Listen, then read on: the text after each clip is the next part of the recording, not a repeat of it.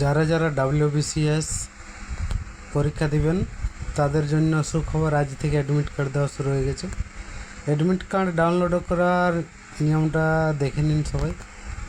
দেখুন, এখানে সার্চ করবেন গুগলে গিয়ে WBPSC সার্চ করবেন, তারপরে প্রথম পেজটা ক্লিক করবেন।